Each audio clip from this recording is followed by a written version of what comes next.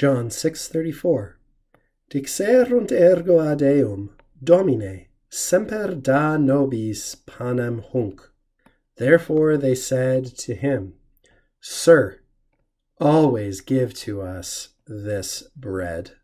This verse is short and sweet and relatively easy, and it's slightly sort of unintentionally or intentionally comical in the sense that the crowd to whom Jesus has been speaking still has its mind on eating in perhaps a more literal and less metaphorical sense than they ought to, given that Jesus is really trying to direct their focus to higher and better things. At least that's the traditional interpretation of this passage.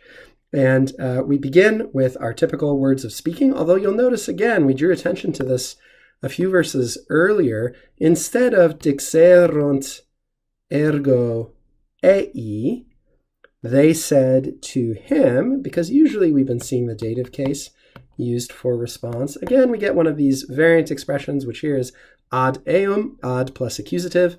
Again, I can't entirely account for that, except to say that, again, our translators seem to be following the Greek almost slavishly, which switches prepositions here, though elsewhere the Greek also uses the dative case in the same way that it has been used in the Latin. Why the Latin translators felt the need to mirror this particular feature of the Greek text, I'm not sure, but there it is. Domine, they address him, and this is a beginning of a quotation. Probably here, Sir.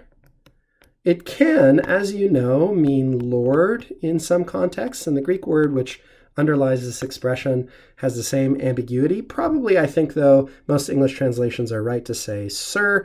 And the reason is because of the context. Obviously, this crowd has not yet fully understood and accepted and decided to worship Christ as the Messiah. They're not really understanding what he's saying. And this is just sort of the way you say Mr. to people in Latin and antiquity.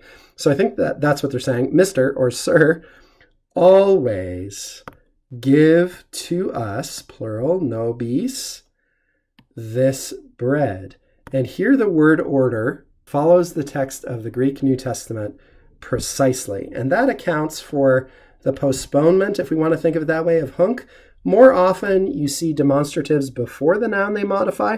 That's not an ironclad rule. Again, Latin word order, as you know, is very flexible. So you can do different things depending on what you want to communicate. But the reason for hunc arriving at the end here has to do with the Greek word order. So they're saying, always give to us this bread that you're describing, the bread of God, which provides sustenance to the whole world.